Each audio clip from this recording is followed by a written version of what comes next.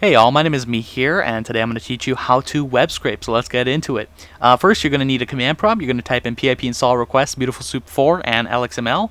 Once you have that, you're going to import these modules, import request and bs4. Next, you're going to find the URL of what you want to web scrape for. So for me, that is Yahoo Finance. I'm going to do my favorite company in the world, Microsoft Corporation. I'm going to find the stock price. So let's go to 270.90, right? That's what we're going to find. Let's right click on that, click inspect. It highlights the span class equals some gibberish, but it has 270.90 in that text. So what we're going to do is we're going to copy this gibberish and we're going to paste it into our Atom code right here and say text equals that gibberish. And then that way we can correlate Microsoft price, a variable, and then we're going to use BeautifulSoup to extract the information that we need to find a span class, like I said, equals that gibberish. And then since it's an array, find the first index and then just say .getText, and that should return the Microsoft price.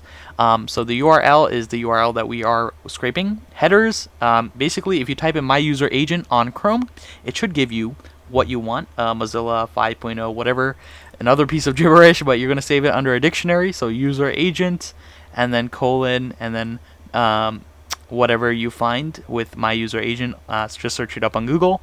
Then HTML page, this is basically just saying extract all the information from the website and turn it into pure HTML.